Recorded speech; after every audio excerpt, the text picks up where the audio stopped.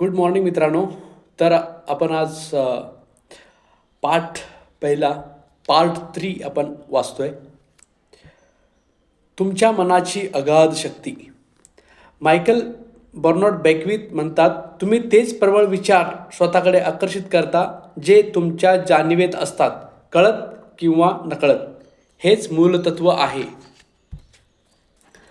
Doctor John डेमार्टिन म्हणतात, जेव्हा रहस्य या गोष्टीकडे तुम्ही अधिक लक्षपूर्वक पाहाल तेव्हा कळेल की आपल्या मनाची आणि धारणांची ही शक्ती आपल्यासाठी क्षणोक्षणी दैनंदिन जीवनात हर घडी उपलब्ध आहे.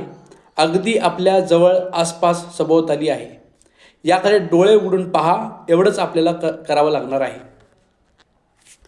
Doctor Fred Alan Wolf, quantum physics तज्ज्ञ, लेक्चरर, पुरस्कार विजेता लेखक म्हणतात, आत्ता मी जे तुमच्याशी बोलतो आहे ते कपोलकल्पित किंवा वेड्या ध्यासापोटी किंवा दुराग्रहापोटी नाही, किंवा हा स्वप्नाळूपणाही नव्हे. व्यासंगन आणि खोलवर विचारांती मी जी समज मला आली आहे त्या मूलभूत जाणकारीनं सांगतो आहे.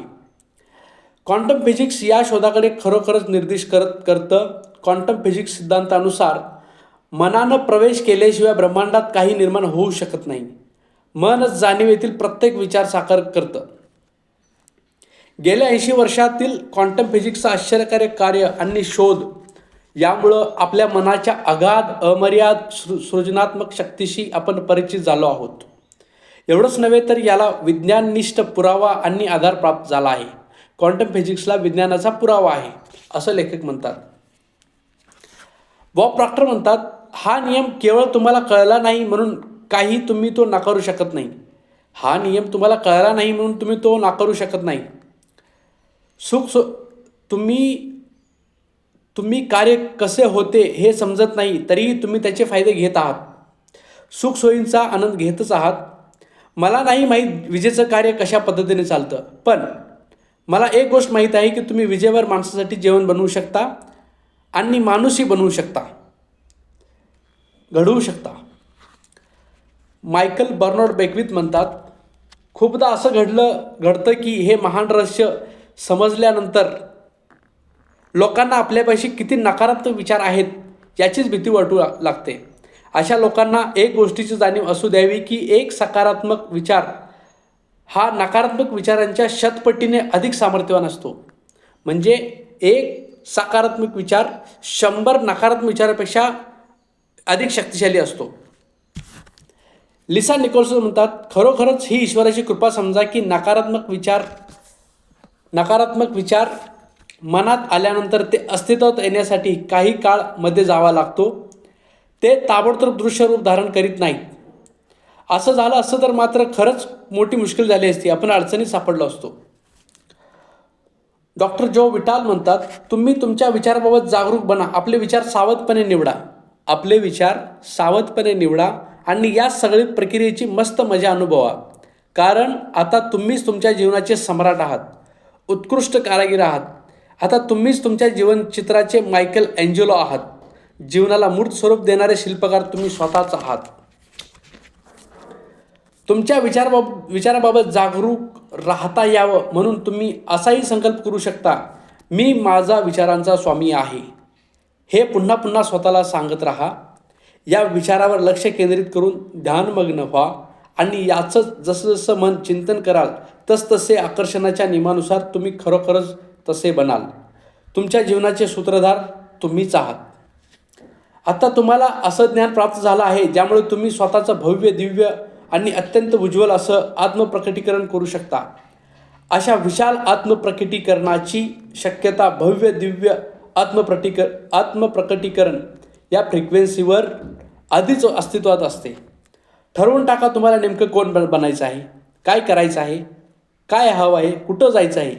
ही फ्रिक्वेन्सी प्रक्षेपित करा आणि तुमचं स्वप्न साकार होतील आणि जीवनात उतरतील.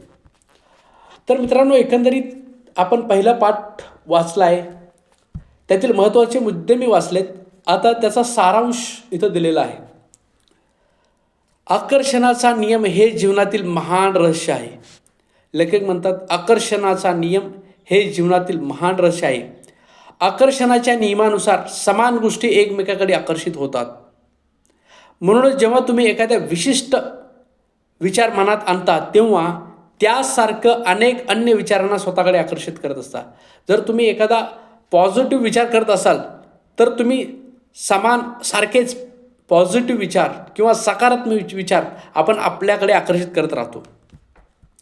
विचारामध्ये चुंबकीय आकर्षण शक्ती असते आणि प्रत्येक विचाराची एक फ्रिक्वेन्सी असते. जेव्हा तुम्ही मनात एखादा विचार आणता तेव्हा तो विचार प्रक्षेपित होऊन ब्रह्मांडात पसरतो आणि एखाद्या चुंबकाप्रमाणे समान फ्रिक्वेन्सीच्या गोष्टी आकर्षित करतो. विचार स्वरूपात पाठवलेल्या प्रत्येक गोष्ट उगम स्रोताकडे परत येते आणि तो उगम स्रोत तुम्ही स्वतः आहात. तुम्ही तुमच्या जीवनामध्ये सध्या जे काही आहे, मी जे काही आहे ते सर्वस्व तुमच्या सध्याच्या स्थितीला तुम्ही स्वतः जबाबदार आहात आणि माझ्या स्थितीला मी जबाबदार आहे. तुम्ही स्वतः एक मानवीय ट्रान्समिशन टावर आहात.